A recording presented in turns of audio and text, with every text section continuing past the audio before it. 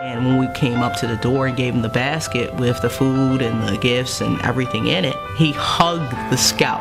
I mean, he just hugged the scout, and the scout stood there and he hugged him, and he let that guy cry because he understood, you know what, it ain't easy trying to do stuff by yourself.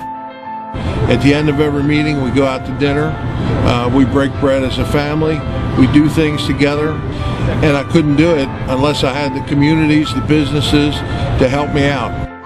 The look on their faces when a boy accomplishes something he's never done before, no matter how old he is.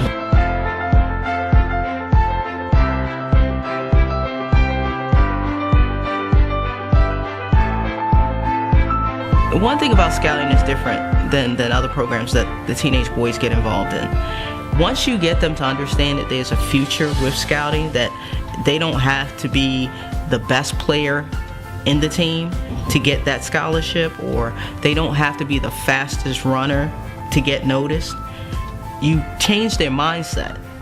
So then they start doing things differently to change the mindsets of their friends. My units do a lot of volunteering, especially around the holidays, because I want them to understand that you're thankful for what you have at home, but some people don't have a whole lot. So we deliver Thanksgiving baskets, usually about 20, 25 families. So one family, last family on the list, we couldn't find the address. We thought we had the wrong address, and we're riding around. It's like 8 o'clock at night, and we're about to give up and take the basket to someone else. One of the boys found the address and said, hey, it's right here.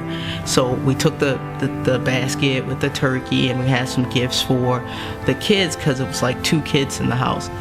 And the gentleman that opened the door was the grandfather who was actually helping to raise his 2 grandchildren along with his wife, who had just been taken to the hospital.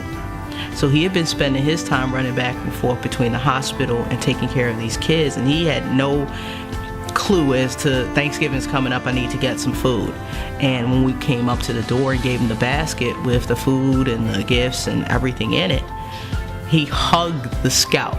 I mean, he just hugged the scout, and the scout stood there and he hugged him, and he let that guy cry because he understood, you know what, it ain't easy trying to do stuff by yourself. Because I think it was a really, really positive way to show that scout, hey guy, listen, you talk about everything you don't have, this guy has nothing. And we just made a difference in how he's going to go through the next few days. My name's Kevin Vaught, senior. They call me Butterbean. Being part of the Neighborhood Services Unit, I deal with conflict resolution, try to keep neighborhoods neighborly, also deal with the businesses in the area, and help them to work together with the community. My exploring program and my venture cruise, I do not charge my kids anything. I don't charge them dues because they just don't have it, especially here in the city. These kids come from all different walks of life. The people just don't have it. Most are from single parent families, and I rely on the communities and the businesses to help me out. At the end of every meeting, we go out to dinner, we break bread as a family, we do things together. I'm able to provide proper uniforms to the kids, and I couldn't do it unless I had the communities, the businesses to help me out. A 41-year-old Annapolis man attained the rank of Eagle Scout this weekend. Now, that's no small feat for anyone, but it's exceptional in Matthew McLean's case. 11 News reporter Deborah Weiner has more. Today. What do you think, Bob? In that small space between a father and a son, Looks good. this is a big moment when that son, decorated with badges and pride, achieves the Boy Scouts' highest rank, Eagle Scout.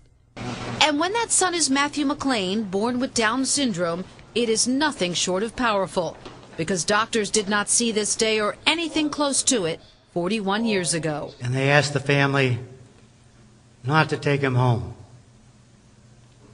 They said he would not live very long. And he should be placed in an institution through a loving family. I know many of you have been encouraged by him over the years. He not only survived, but he's reached this pinnacle in his life. I want to thank for all my scout masters and all my friends. The magnitude of it all just steals words from a mother. A joy. That's about what I could say. Well, the scouting program has certainly provided for many people in this country a direction to in life, growing up, education, whatever you want to call it. But it does cost money to run. Summer camps, staffs, not my end of it, we're all volunteers, but camps and do cost money. And so whatever they can donate is going to be used well to educate and to develop good citizenship in the scouts that we have, whether they're handicapped or not. But it takes a lot of work to do it. So yes, I have asked people for money before.